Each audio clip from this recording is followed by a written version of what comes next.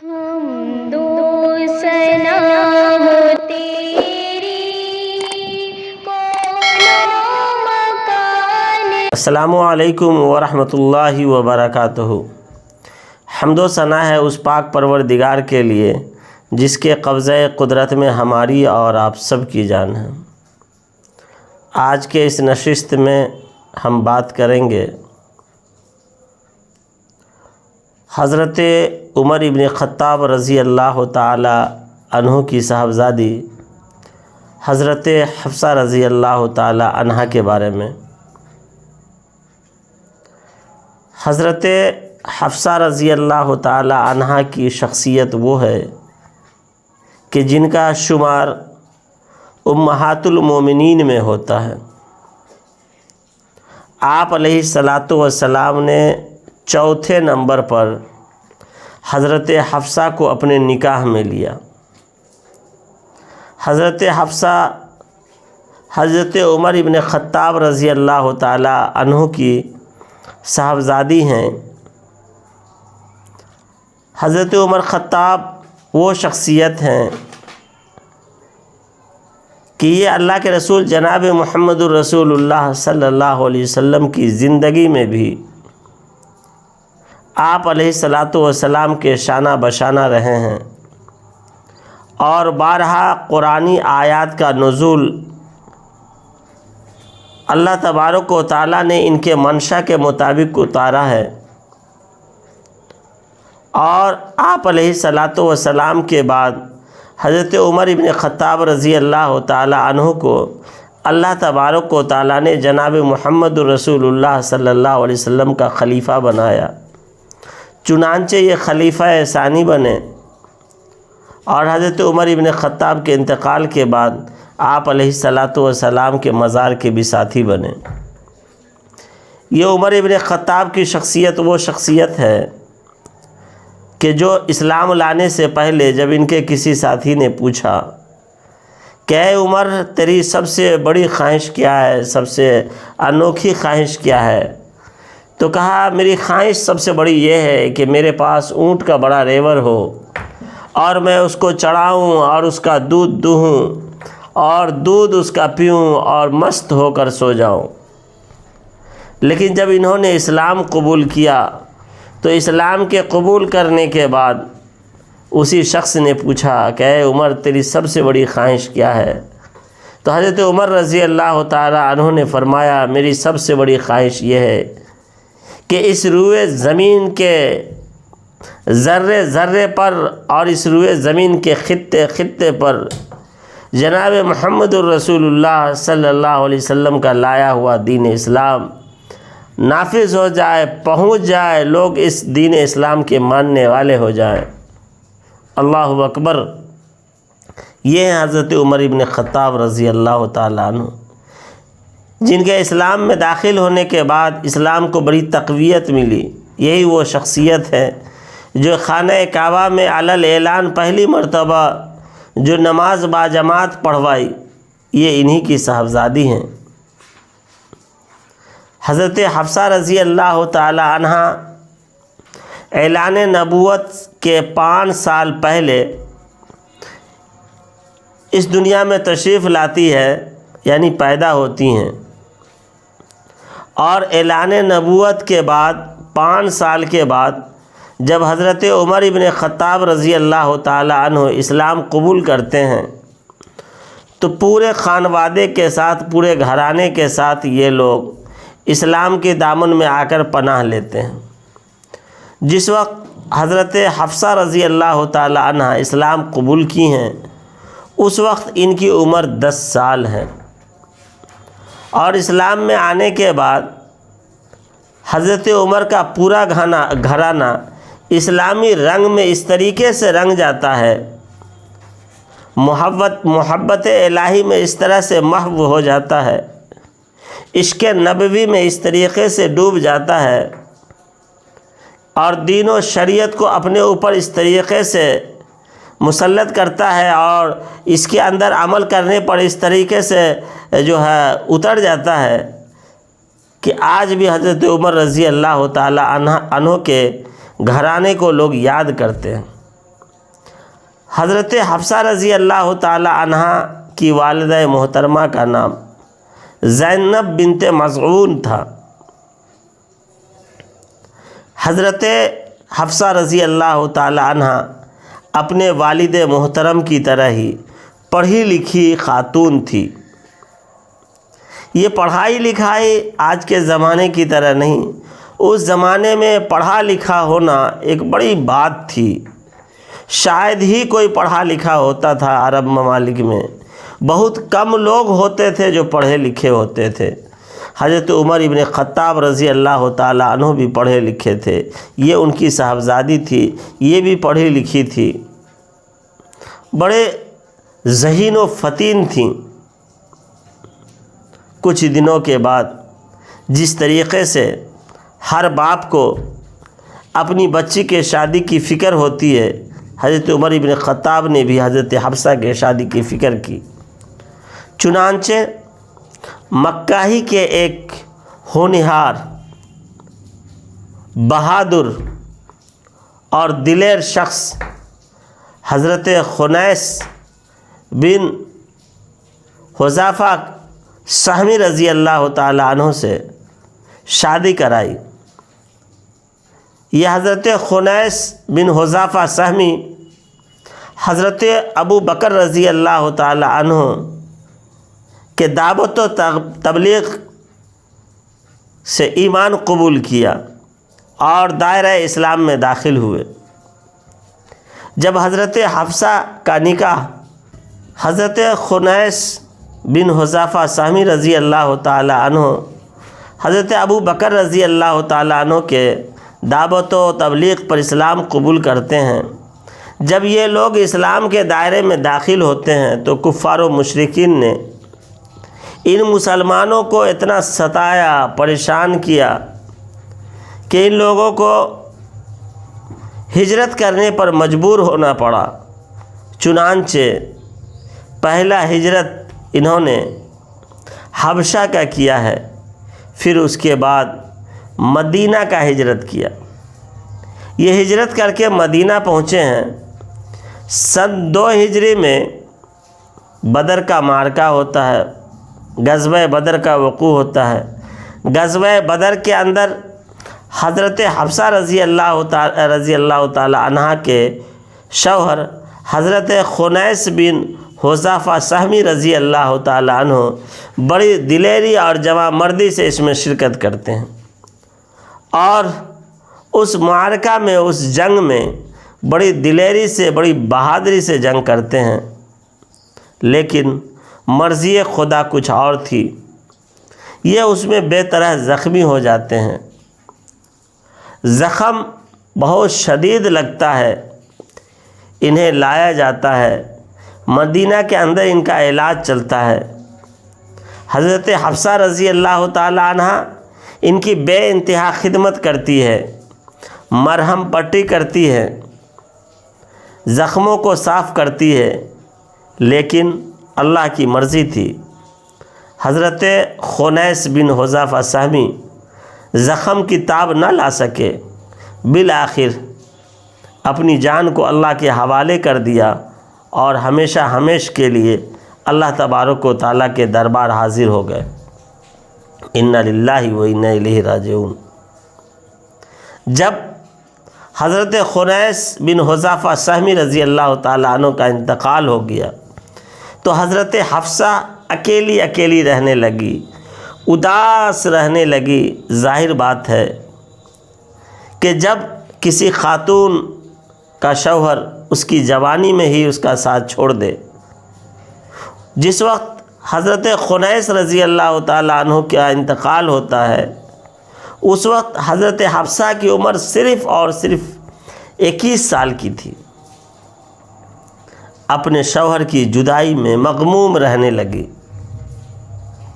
ہوتی بھی کیوں نہ، کیونکہ اللہ تبارک و تعالیٰ نے مرد اور عورت کو ایک دوسرے کا دوست بنایا ہے، شوہر اور بیوی کو ایک دوسرے کا غم گسار بنایا ہے۔ شوہر کی جدائی، شوہر کا غم لیے ہوئے بہت مغموم رہا کرتی تھیں۔ حضرت عمر ابن خطاب رضی اللہ تعالیٰ عنہ نے جب دیکھا کہ میری بیٹی مغموم ہے، غم زدہ ہے، پریشان ہے، تو باپ کو بیٹی کا غم سہا نہیں جاتا۔ باپ اپنی بیٹی کے غم کو برداشت نہیں کر پاتا۔ باپ کو بیٹی سے بے انتہا محبت ہوتی ہے، اور بیٹی کو بھی باپ سے بے انتہا محبت ہوتی ہے۔ ظالم ہی وہ بیٹی ہوتی ہے جسے باپ کی محبت نہ ہو، باپ سے لگاؤ نہ ہو، باپ سے ہمدردی نہ ہو۔ لہٰذا حضرت عمر ابن خطاب رضی اللہ تعالیٰ عنہ اسی درد اور غم کو لے کر ان کے رشتے کے تلاش کے لیے نکلتے ہیں۔ انہیں معلوم تھا کہ حضرت عثمان غنی رضی اللہ تعالیٰ عنہ جو حضور صلی اللہ علیہ وسلم کے داماد ہیں، ان کی اہلیہ حضرت رقیہ جو حضور کی بیٹی ہے، ان کا انتقال ہو گیا تھا۔ غزوہ بدر جس دن فتح ہوا، غزوہ بدر کے فتح کے دن ہی حضرت رقیہ کا انتقال ہو گیا تھا۔ حضرت عمر کو معلوم تھا، اس امید کو لے کر کہ حضرت عثمان جب حضور کے داماد ہیں تو میرے بھی کاش کے داماد ہو جائیں اور میری بیٹی کا رشتہ قبول کر لیں، اس امید کو لے کر کے، اس خواہش اور جذبات کو لے کر حضرت عثمان غنی رضی اللہ تعالیٰ عنہ کے پاس حاضر ہوتے ہیں۔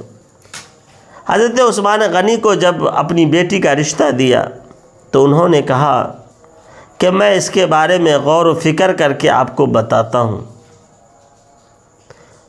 جب وہ ایام گزر گئے جو وقت حضرت عثمان نے حضرت عمر ابن خطاب کو دیا تھا، پھر جا کر حاضر ہوئے۔ کہا عثمان، آپ نے کہا تھا کہ غور و فکر کے بعد بتائیں گے، وہ وقت تو گزر گئے، آپ بتائیں کہ کیا آپ میری بچی سے نکاح کریں گے؟ حضرت عثمان نے انکار کر دیا۔ پھر ایک مرتبہ اور ہمت کی اور یہی خواہش لے کر حضرت ابو بکر صدیق رضی اللہ تعالیٰ عنہ کی خدمت میں حاضر ہوتے ہیں، اور جب یہی خواہش کا اظہار حضرت ابو بکر سے کیا تو حضرت ابو بکر نے تو جواب بھی کچھ نہ دیا، خاموشی اختیار کر لی۔ بڑے مغموم ہوئے حضرت عمر ابن خطاب، دل میں سوچا کہ ایسے بھی دوست ہوتے ہیں جو میری اور میری بیٹی کے مصیبت و غم کے وقت جب انہیں بات رکھا تو انہوں نے سنی کی انسنی کر دی۔ عثمان نے تو انکار بھی کر دیا، ابو بکر نے تو کچھ کہنے سے ہی رک گئے، کچھ کہہ بھی نہ سکے۔ دل میں سوچا کہ یہ شکایت میں جناب محمد رسول اللہ صلی اللہ علیہ وسلم کے پاس لے کر جاؤں گا اور انہیں کہوں گا کہ ہمارے ان دونوں دوستوں نے میری بات پر توجہ نہیں دی۔ آقا، آپ میرے اس درد کی دوائی تلاش کریں، میرے اس درد اور میرے اس غم کی گھڑی میں میرے لیے کچھ مداوا آپ بنیں تاکہ میرے غم دور ہو جائے، میری بیٹی کا رشتہ ہو جائے، میری بیٹی مغموم رہتی ہے۔ جب اسی درد کو لے کر دربار رسالت میں حضرت عمر پہنچتے ہیں تو اللہ کے رسول صلی اللہ علیہ وسلم نے جب ساری باتوں کو سنا تو آپ علیہ السلام نے فرمایا، عمر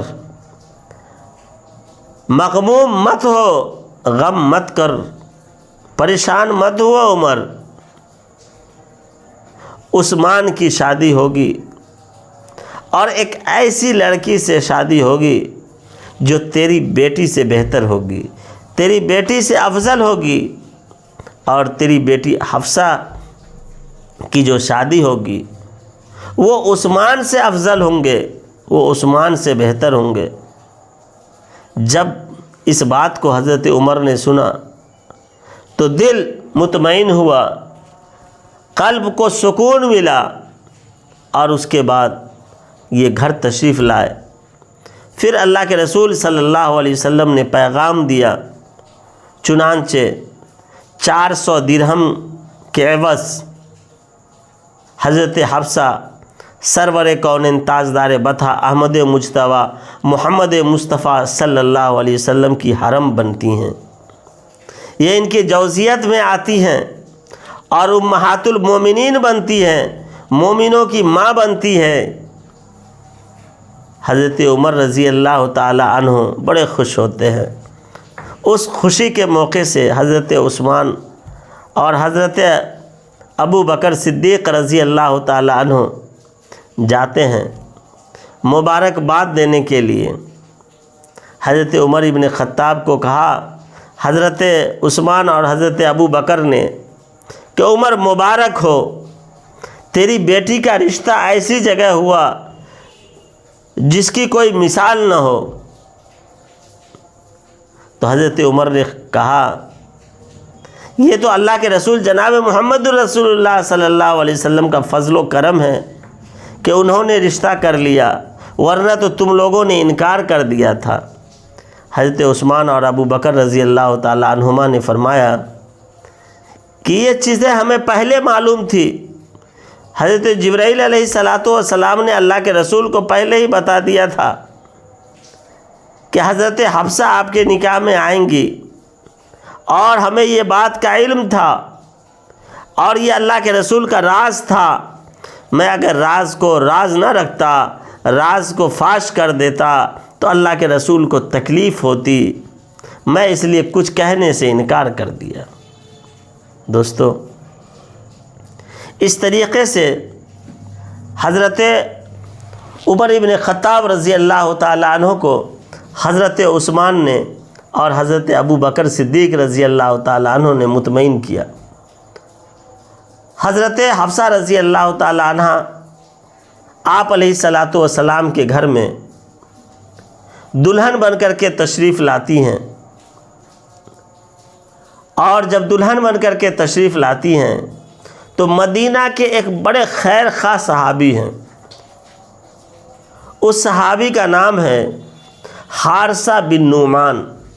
جب بھی اللہ کے رسول صلی اللہ علیہ وسلم کی کوئی شادی ہوتی، نئی دلہن آتی، تو حضرت نعمان بن حارثہ ایک روایت میں اور دوسری روایت میں حارثہ بن نعمان ہے، بہرکیف یہ ایک مکان، ایک گھر اللہ کے رسول صلی اللہ علیہ وسلم کو دیتے، چنانچہ انہوں نے حضرت حفصہ کو بھی ایک مکان دیا۔ حضرت حفصہ اس مکان میں تشریف لاتی ہیں۔ آپ علیہ السلام کی جوزہ محترمہ بن کر انہوں نے آپ علیہ السلام کے ساتھ بڑی ہمدردی کی ہے، بڑی غمگساری کی ہے۔ 21 سال کی عمر میں آپ کے علیہ السلام کی بیوی بن کر آئی ہیں، آپ علیہ السلام پر اپنی جان کو نچھاور کر دی ہیں، بڑے پیار و محبت سے آپ علیہ السلام کے ساتھ اپنی جوزیت کی زندگی کا آغاز کیا ہے۔ آپ علیہ السلام نے جب ان کے علم، جب ان کی ذہانت کو دیکھا، ان کی عبادت کو دیکھا، ان کے تقوی و طہارت کو دیکھا، تو آپ علیہ السلام نے ایک خاتون تھیں جن کا نام تھا شفا بنت عبداللہ، شفا بنت عبداللہ کو بلایا۔ یہ اسلام قبول کرنے سے پہلے یہ رقیہ کا بھی کام کرتی تھی، یعنی دم وغیرہ کر دینا، اور دم وغیرہ کرنے کے سے ان کے بہت سارے لوگ شفا یاب ہو جایا کرتے تھے، لوگوں کی بیماریاں زائل ہو جاتی تھی، سحر، آسیب، نظر ہو تو یہ بھی دور ہو جایا کرتی تھی۔ یہ بڑے اچھے علم کی ماہر تھی، بڑی عالمہ تھی۔ جب انہوں نے اسلام قبول کر لیا تو اسلام میں آنے کے بعد مسلم خواتین صحابیات کو بھی انہوں نے علم سکھانا شروع کیا۔ چنانچہ آپ علیہ السلام نے ان کو مقرر کیا کہ آپ آ کر کے میرے گھر میں حضرت حفصہ کو آپ علوم سکھائیں، دینی علوم، اور کہا کہ انہیں کچھ رقیہ بھی سکھا دو۔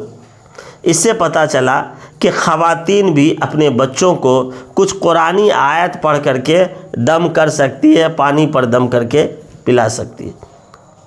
حضرت شفا بنت عبداللہ نے حضرت حفصہ رضی اللہ تعالی عنہ کو پڑھانا شروع کیا، اور اس طریقے سے علم دیا کہ حضرت حفصہ رضی اللہ تعالی عنہ بھی بہترین علوم کی ماہر ہو گئی اور اس زمانے کی بہترین مقرر تھیں، اور اپنی شوقنوں سے حضرت حفصہ رضی اللہ تعالیٰ عنہ بے انتہا محبت کرتی تھی، ایک دوسرے سے بڑے پیار تھے اور ایک دوسروں سے بڑے لگاؤ تھے۔ ایک مرتبہ ایک سفر میں آپ علیہ الصلاۃ والسلام کے ساتھ حضرت عائشہ بھی تھی، حضرت حفصہ بھی تھی۔ حضرت حفصہ نے کہا کہ عائشہ، آپ کا اونٹ بڑا خوبصورت ہے، ایک دن اور ایک رات کے لیے میرے اونٹ پہ آپ سوار ہو جائیں، آپ کے اونٹ پر میں سوار ہو جاؤں۔ حضرت عائشہ نے کہا کہ کوئی بات نہیں، آپ میرے اونٹ پہ سوار ہو جاؤ۔ سوار ہوئی حضرت حفصہ حضرت عائشہ کے اونٹ پہ، اور جب پڑاؤ کی جگہ پہ آئے جہاں پہ قافلہ رکا، تو حضرت حفصہ رضی اللہ تعالیٰ عنہ جس جگہ پہ رکی ہیں، جہاں پہ ان کا پڑاؤ ڈالا گیا، اسی جگہ پہ ان کی اونٹنی بیٹھی ہے۔ تو جب حضرت حفصہ رضی اللہ تعالیٰ عنہ حضرت عائشہ رضی اللہ تعالیٰ عنہ کے اونٹ کو لے کر کے اپنے خیمہ کے پاس پہنچتی ہیں جہاں پہ پڑاؤ ہوتا ہے، اللہ کے رسول صلی اللہ علیہ وسلم رات میں اونٹ کو دیکھا تو دیکھا کہ یہ عائشہ کا اونٹ ہے۔ اس اونٹ کو دیکھنے کے بعد اسی خیمہ میں تشریف لے گئے تو دیکھا کہ حفصہ ہے۔ صبح میں حضرت عائشہ نے کہا کہ عائشہ، ایسا بھی کوئی کرتا ہے؟ اگر اللہ کے رسول صلی اللہ علیہ وسلم سے کوئی خاص بات تھی تو مجھے بتاتی، میں بتا دیتی۔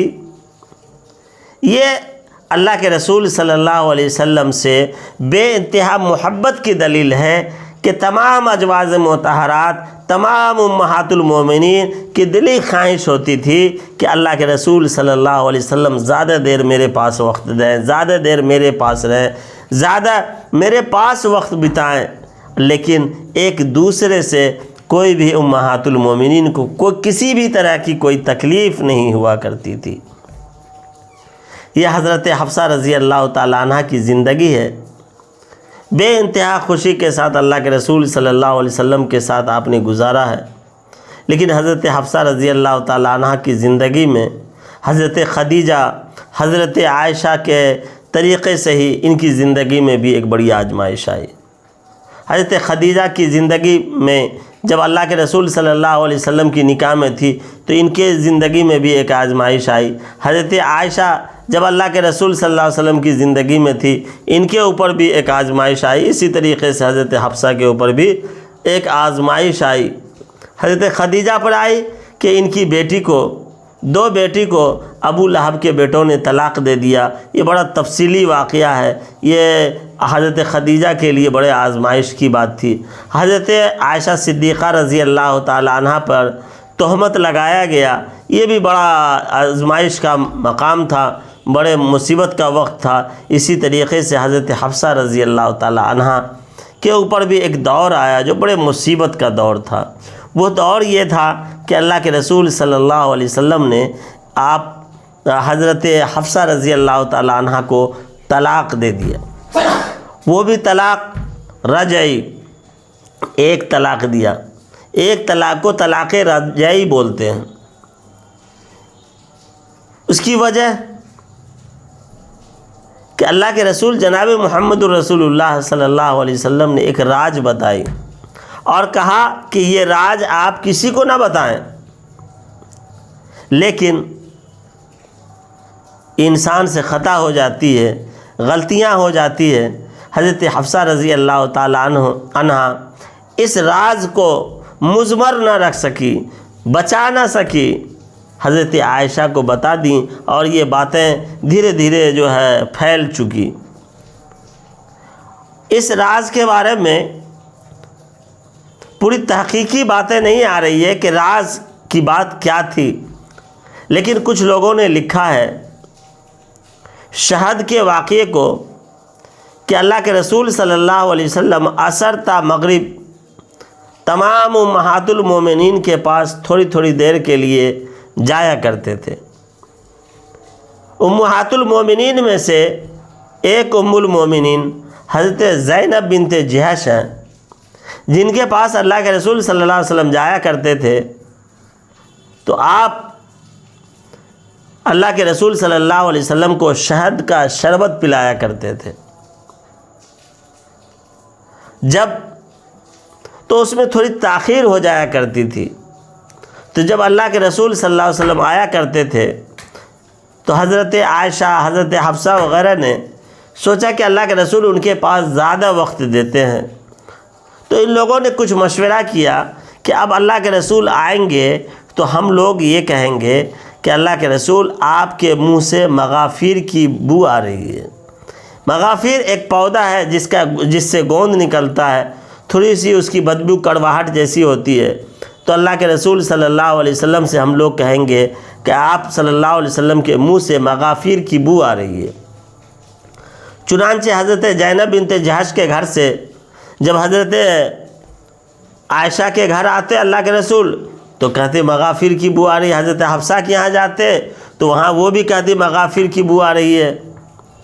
تو اللہ کے رسول صلی اللہ علیہ وسلم نے کہا کہ میں اب شہد، قسم کھایا کہ میں اب شہد نہیں کھاؤں گا، اور حضرت حفصہ کو فرمایا کہ یہ بات حضرت زینب بنت جہش کو مت بتانا، کیونکہ ان کو تکلیف ہوگی کہ میں شہد پلایا کرتی تھی اور یہ شہد جو ہے پینے کی وجہ سے اللہ کے رسول صلی اللہ علیہ وسلم کے منہ سے بو آئی، اور جس کی وجہ سے اللہ کے رسول نے شہد کو حرام قرار کر لیا۔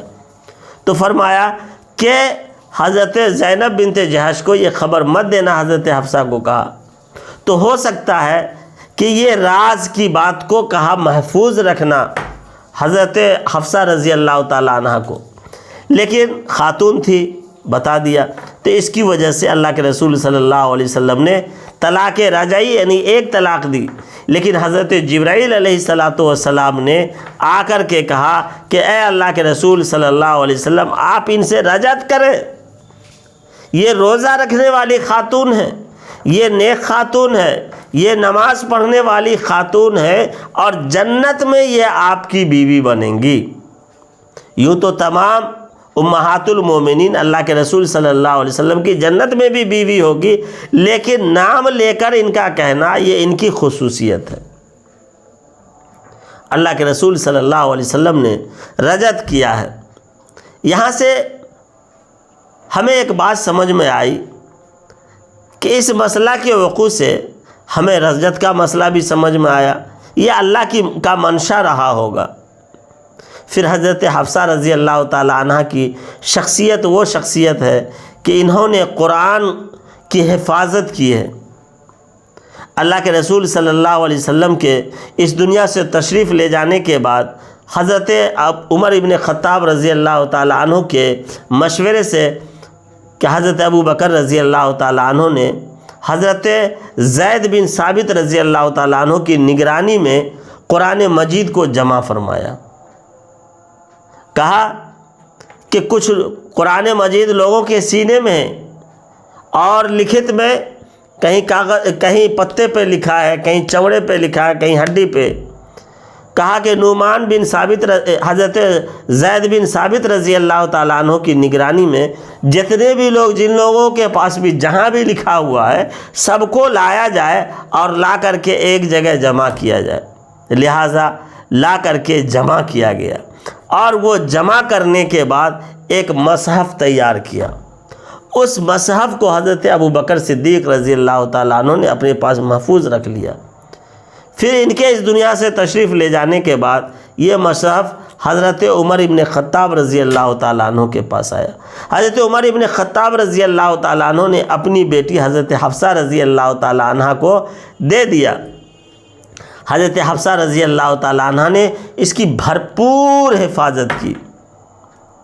بالآخر حضرت عثمان رضی اللہ تعالیٰ عنہ کے زمانے میں ایک جنگ یمامہ میں جب حفاظ کرام 1200 حفاظ کرام شہید ہو گئے تو صحابہ کرام کو ایک خوف ہوا کہ اسی طریقے سے اگر صحابہ حفاظ صحابہ، قرہ صحابہ شہید ہوتے رہے تو قرآن دھیرے دھیرے محفوظ نہیں رہ سکے گا۔ پھر ایک مرتبہ فکر ہوئی اور حضرت عثمان غنی نے اسی مصحف کو حضرت حفصہ رضی اللہ تعالی عنہ کو کے یہاں سے منگایا۔ اس زمانے میں مشین نہیں تھی پینٹنگ مشین کی جس سے چھپائی ہو، اور وہ صحابہ جو خطاطی جانتے تھے، وہ صحابہ جو کاتب تھے، بلایا، اور بلانے کے بعد ان صحابہ کو کہا کہ اسے نقل کیا جائے، جسے خط انتقال کہتے ہیں، کہ اس میں منتقل کیا جائے۔ اس سے منتقل کیا گیا۔ حضرت عثمان رضی اللہ تعالیٰ عنہ کے زمانے میں تقریباً 5 یا 7 مصحف کو منتقل کیا گیا اور ان جگہوں پر بھیجا گیا جہاں پر جو ہے ضرورت تھی۔ اس طریقے سے ہماری اور آپ کی یہ ماں حضرت حفصہ رضی اللہ تعالی عنہ جو ہے قرآن مجید کی بے انتہا حفاظت کی، اور امت کے اوپر ایک احسان ہے کہ انہوں نے قرآن کی حفاظت کی ہے۔ حضرت حفصہ رضی اللہ تعالی عنہ قرآن مجید کے مسائل، قرآن مجید کے دلائل اور قرآن مجید سے جو نکلنے والے فروعی مسائل ہیں، ان کی بڑی عالمہ تھی۔ ان سے 60 حدیث مروی ہیں، یہ 60 حدیث کی راویہ ہیں۔ انہوں نے قرآن کو بڑا ازبر کیا۔ صحابہ کرام رضوان اللہ تعالیٰ علیہم اجمعین ان سے مسائل دریافت کیا کرتے تھے، اور امت کا ایک بڑا مسئلہ حضرت حفصہ رضی اللہ تعالیٰ عنہ نے حل کیا۔ وہ مسئلہ یہ تھا کہ حضرت عمر بن خطاب رضی اللہ تعالیٰ عنہ اپنے دور خلافت میں رات میں گلیوں میں گشت کیا کرتے تھے۔ ایک گھر کے پاس سے گزرے تو ایک گھر سے آواز آ رہی تھی جس میں وہ عورت شعر و شاعری کے انداز میں، شعر و شاعری کے الفاظ میں اپنے شوہر جو اس کا شوہر جس کو حضرت عمر ابن خطاب رضی اللہ تعالیٰ عنہ نے فوج بنا کے بارڈر پہ جنگ کرنے کے لیے بھیجا تھا، اس کے جدائی کے نغمے پڑھ رہی تھی، اور اپنے شوہر کی دوری کا جو فکر گنگنا رہی تھی، اپنی شوہر کے غم کو یاد کر کے رات میں گنگنا رہی تھی اشعار کے الفاظ میں۔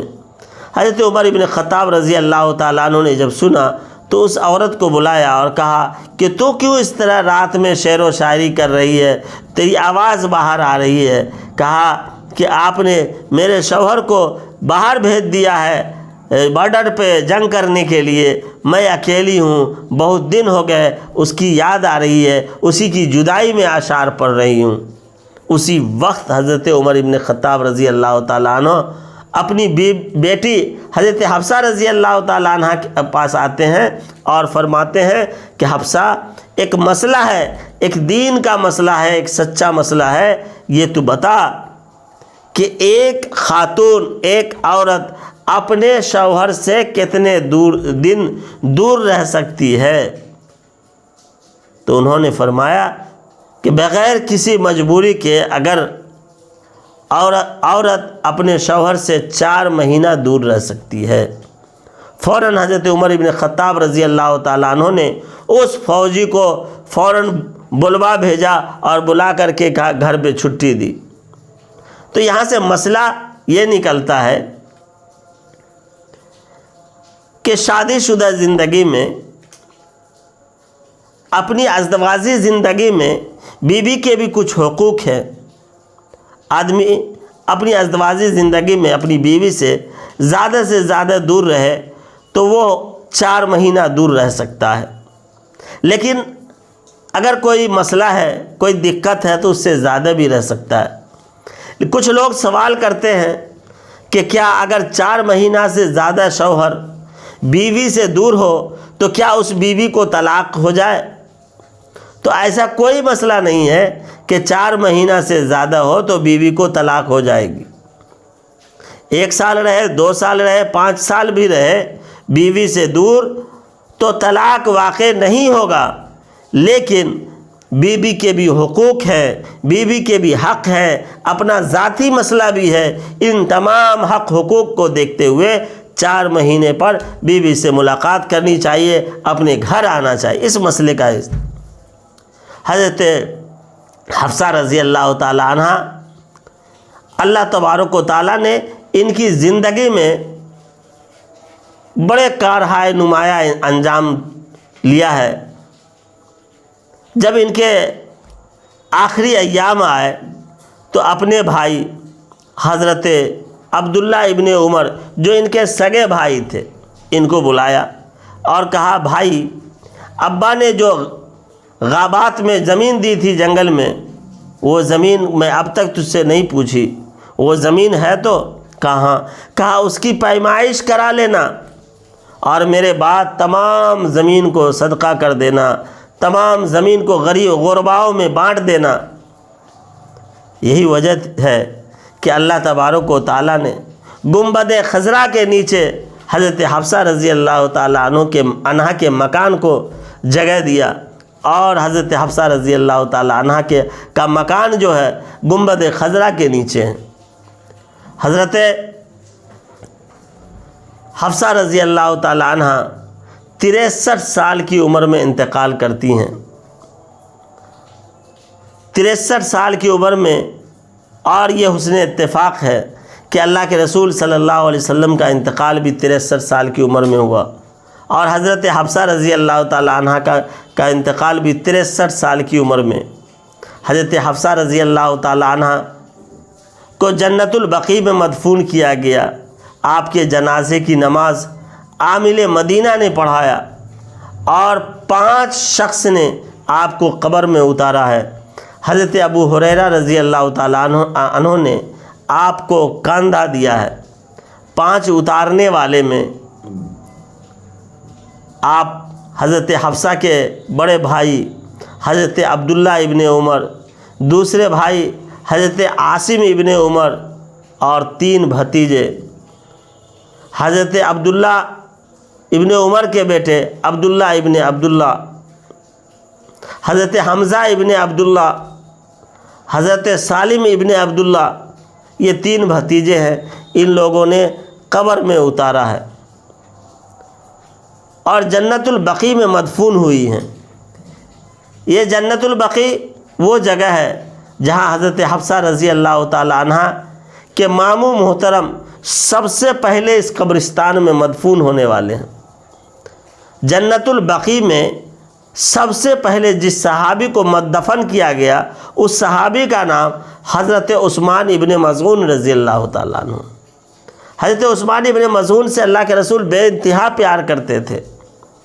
ان کے انتقال پر اللہ کے رسول صلی اللہ علیہ وسلم جب دیکھنے کے لیے گئے ہیں تو ان کے ماتھے کا، پیشانی کا بوسہ دیا ہے، اور اس قدر زارو قطار آنکھ سے آنسو نکلے ہیں کہ حضرت عثمان ابن مظعون رضی اللہ تعالیٰ عنہ کے جو ہے رخسار بھی آپ علیہ الصلاۃ والسلام کے آنسو سے تر ہو گئے۔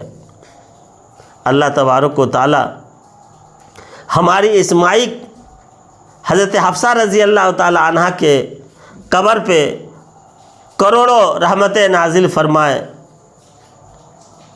حضرت حفصہ رضی اللہ تعالیٰ عنہ کی زندگی سے جو ہمیں سبق ملتا ہے وہ یہ ہے کہ حضرت حفصہ رضی اللہ تعالیٰ عنہ کے شوہر کے انتقال کے بعد حضرت علی نے جو حفصہ کے لیے، اپنی بیٹی کے لیے شوہر کو تلاش کیا ہے، وہ دیندار شوہر کو تلاش کیا۔ ہم اور آپ بھی اپنی بچیوں کے رشتے کے لیے دینداری کو فوقیت دیں۔ دنیا داری، دولت، یہ ساری چیزوں کو الگ رکھا جائے، دینداری کو سامنے رکھا جائے، لیکن حالات اس کے برعکس ہے کہ دنیا داری کو مقدم رکھا جاتا ہے، دینداری بھلے ہو یا نہ ہو۔ یہی وجہ ہے کہ کچھ ہی دنوں کے بعد طلاق تک نوبت آتی ہے۔ حضرت حفصہ رضی اللہ تعالی عنہ کی زندگی سے ہمیں یہ بھی ہماری بہنوں کو سبق ملا کہ آپ علیہ الصلاۃ والسلام سے بے انتہا محبت کرتی تھی، اور حضرت حفصہ کے جو پہلے شوہر تھے حضرت خنیس بن حذافہ سہمی رضی اللہ تعالیٰ عنہ، ان سے بھی انہوں نے بہت بے انتہا محبت کی۔ ہماری خواتین اپنے شوہر سے کی بے انتہا محبت کرے، ان کے راز کو راز سمجھے، ان کی بات کی قدر کرے، پھر ان کی سے جو ہمیں سبق ملا حضرت حفصہ رضی اللہ تعالیٰ عنہ کی زندگی سے کہ ایک تھوڑی سی غفلت کی وجہ سے آپ علیہ الصلاۃ والسلام یعنی حضرت حفصہ کے شوہر جناب محمد رسول اللہ ناراض ہو گئے، طلاق رجعی تک بات پہنچ گئی۔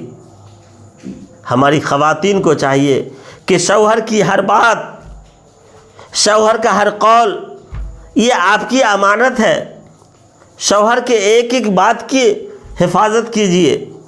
انہوں نے جب منع کر دیا کوئی بات تو اس کو امانت سمجھیے، شوہر کے راز کو راز سمجھیے، شوہر کے مال کو اپنا مال سمجھ کے اس کی حفاظت کیجیے، اور شوہر کی امانت میں ذرہ برابر خیانت نہیں۔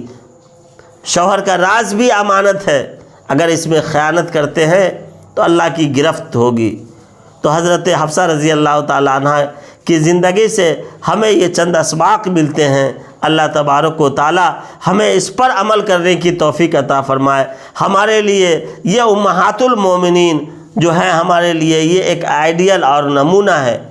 انہی نمونہوں کو دیکھ کر، انہی امہات المومنین کو دیکھ کر حضرت حفصہ، حضرت خدیجہ، حضرت سودا، حضرت عائشہ اور دیگر تمام امہات المومنین کو دیکھ کر ہماری بہنیں اگر اپنی زندگی کو گزارتی ہیں اور ان کو آئیڈیل مانتی ہیں، ان کو نمونہ مانتی ہے، تو دنیا ہی میں ان کے لیے جنت ہے۔ اگر دنیا داروں کو اپنا نمونہ آئیڈیل بنا کر کے زندگی گزارتی ہے تو دنیا ہی ان کے لیے تنگ ہے۔ اللہ تبارک و تعالیٰ جو ہمارا اور آپ سب کا حامی و ناصر ہو۔ السلام علیکم ورحمۃ اللہ وبرکاتہ۔